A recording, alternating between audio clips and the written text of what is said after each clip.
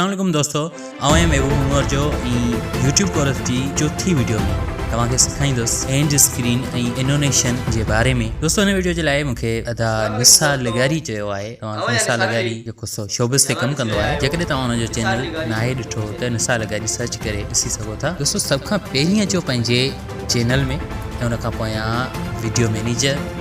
जीअं तव्हां video manager ते क्लिक कंदो ऐं कंहिं बि वीडियो खे एडिट कयो।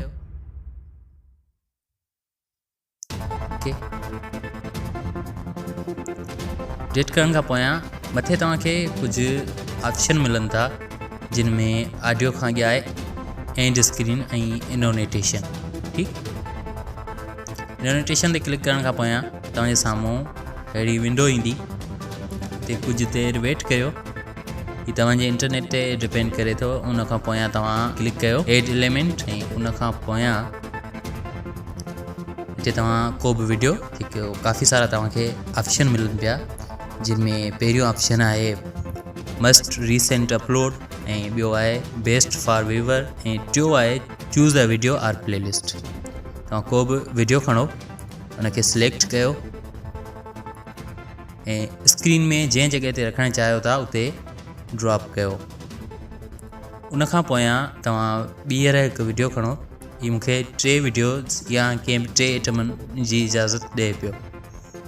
तव्हां 2 दफ़ा वीडियो खणंदुसि। जेकॾहिं तव्हांजो वीडियो हिन साइज़ खां थोरो वॾो आहे, ओके, प्लेलिस्ट रखूं था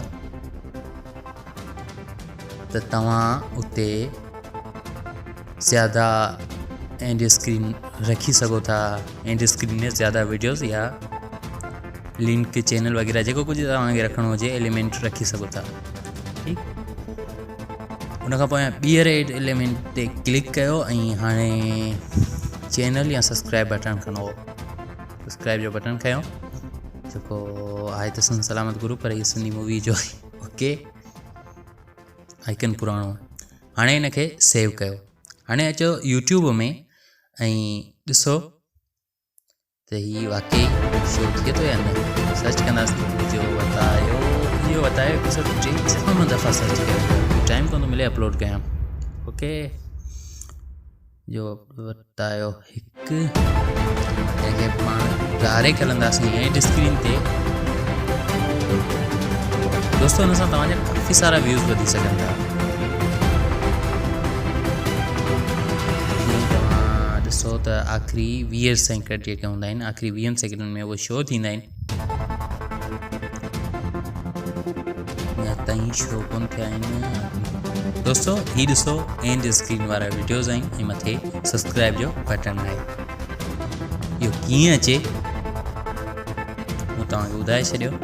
हाणे अॻी चीज़ आहे आई बटन कीअं ईंदो आहे वीडियो में। तव्हां ॾिसो मथे आई कार्ड लिखियलु हूंदो, आई कार्ड ते क्लिक कयो ऐं उन खां पोयां वीडियो जो उहो टाइम सिलेक्ट कयो जिते तव्हां आई बटन रखणु चाहियो था। मसलन आउं 0 सेकेंड ते को रखणु चाहियां थो त आउं हिते ई क्लिक करे एड कार्ड ते क्लिक करे कुझु बि रखी सघां थो, या वरी आउं हुनखे को टाइम ॾियां थो। मसलन आउं कुझु सेकेंड ते सिलेक्ट करियां थो ऐं वकार मला जी वीडियो रखां थो। ओके, इहा वीडियो कोन ईंदी। ओके, उहा वीडियो रखण खां पोयां हिते आउं चैनल जो लिंक ॾियां थो, को चैनल ॾियां थो हुते मुंहिंजो चैनल जेको तव्हां ॾिसी रहिया आहियो उहो, ऐं हेठि कस्टम पंहिंजा मैसेज आहिनि, कुझु बि लिखी छॾियो जेको तव्हांजी मर्ज़ी, जेको तव्हां लिखणु चाहियो। ऐं हेठि जेको तव्हां मैसेज शो करणु चाहियो था हुन में तव्हां कुझु बि लिखी सघो था। जीअं आउं लिखां थो, हिते क्लिक कयो। ओके, हीअ थी वियो। हाणे तव्हां हिन खे ॾिसो, जीअं असां ईंदासीं यूट्यूब ते ऐं जेको असां टाइम रखियो हुन ते क्लिक कयूं था,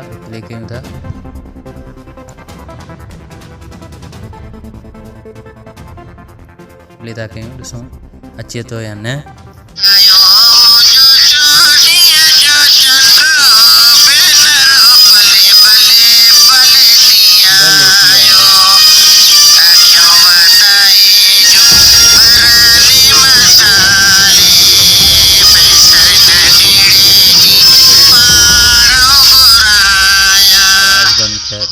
इहो अची वियो, सही आहे।